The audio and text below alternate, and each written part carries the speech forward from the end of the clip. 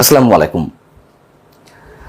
অনেক অনেক বেশি অনিশ্চয়তার পরেও বাংলাদেশ সরকারের জন্য বহুল আকাঙ্ক্ষিত এবং বহুল প্রত্যাশিত ভারতের প্রধানমন্ত্রী নরেন্দ্র মোদীর সঙ্গে আমাদের প্রধান উপদেষ্টার যে বৈঠকের বিষয়টি তা অবশেষে অনুষ্ঠিত হয়েছে থাইল্যান্ডের বিমস্টেক সম্মেলনের সাইডলাইনে। কিন্তু প্রশ্ন হচ্ছে দর্শক, নির্মোহ দৃষ্টিকোণ থেকে আমরা এটিকে কিভাবে বিশ্লেষণ করব? যদি প্রশ্ন তুলি, এই বৈঠকের মধ্য দিয়ে বাংলাদেশের অন্তর্বর্তী সরকারের কূটনৈতিক সফলতা কতটুকু অর্জন হলো, অথবা যদি পাল্টা প্রশ্ন তুলি, ভারতের কাছে বাংলাদেশের রাজনৈতিক পরাজয় কি আবারও ঘটলো?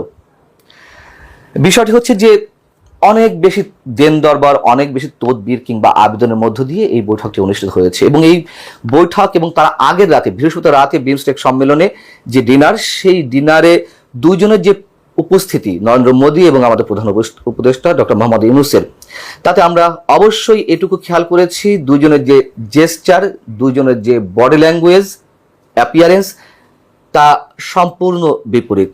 নিশ্চিতভাবে আমাদের প্রধান উপদেষ্টা বেশ হাস্যজ্জ্বল ছিলেন, থাকারই কথা, কিন্তু নরেন্দ্র মোদী বেশ গুরুগম্ভীর ভাব নিয়েছিলেন এবং এটির মধ্য দিয়ে তিনি কি বার্তা দিলেন? তিনি বার্তা দেওয়ার চেষ্টা করেছেন তার প্রয়োজনে নয়, বাংলাদেশের অনেক বেশি আবেদনের পরিপ্রেক্ষিতে তিনি এতে সাড়া দিয়েছেন এবং বাংলাদেশ সরকারের পক্ষ থেকে অথবা প্রধান উপদেষ্টা, প্রেস সচিব যত কিছুই আমাদের কাজ সামনে তুলে ধরার চেষ্টা করুন না কেন, তাতে এটুকু প্রমাণিত হয়েছে শুধুমাত্র সৌজন্যতা রক্ষার জন্য, বাংলাদেশকে শেষমেশ একটি সম্মান দেখানোর জন্য নরেন্দ্র মোদী এই বৈঠকে বসেছেন।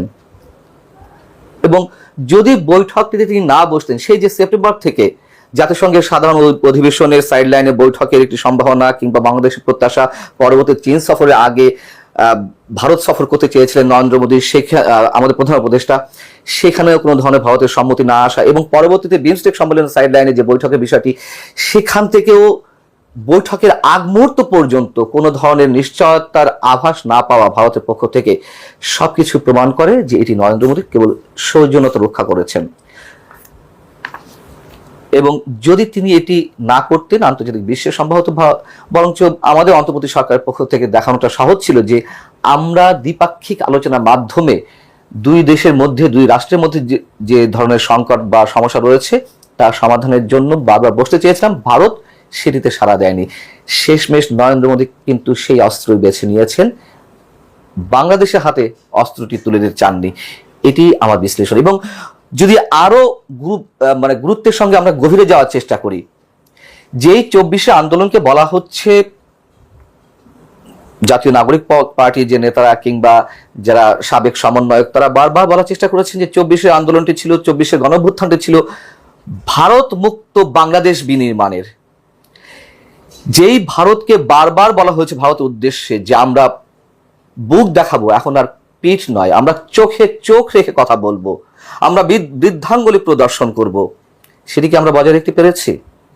অবশ্যই আমরা ভারতের আগ্রাসন নীতি কোনোভাবেই মেনে নিতে পারি না। ভারতের যে আধিপত্যবাদ, সেটির বিরুদ্ধে আমরা সবসময় কথা বলছি, কিন্তু সেই কথা বলতে গিয়ে এত অতিরঞ্জিত মাত্রায় যেসব মন্তব্য করা হয়েছে খোদ আমাদের প্রধান উপদেষ্টার পক্ষ থেকে কিংবা সরকারের অন্যতম উপদেষ্টা মাহফুজ আলম অথবা ছাত্র প্রতিনিধি বা সাবেক সমন্বয়কদের পক্ষ থেকে, এইগুলো করে পরবর্তীতে আবার অনেকখানি অনুনয়, বিনয়, অনুরোধ, আবেদন, এত কিছুর মধ্য দিয়ে নরেন্দ্র মোদীর সঙ্গে বৈঠক করতে হবে কেন?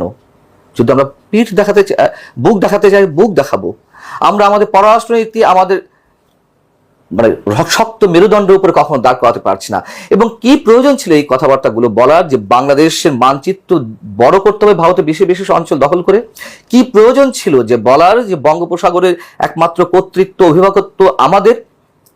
এবং তার জবাব দেওয়ার চেষ্টা করেছেন ভারতের পররাষ্ট্র মন্ত্রী এস জয়শঙ্কর, একই সঙ্গে ভারতের প্রধানমন্ত্রী নরেন্দ্র মোদী।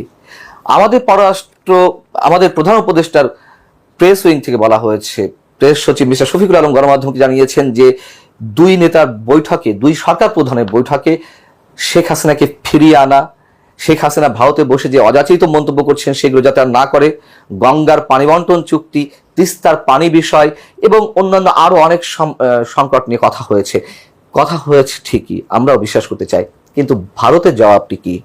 কথাগুলো বা বিষয়গুলো প্রস্তাব আকারে তুলে ধরলে কি ভারত সব মেনে নিচ্ছে? মনে হয় না। বরং ভারতকে যে আমরা বৃদ্ধাঙ্গুলি দেখাবো, ভারতকে যে আমরা বুক দেখাবো, এই 7-8 মাসে কি প্রমাণ মিলেছে?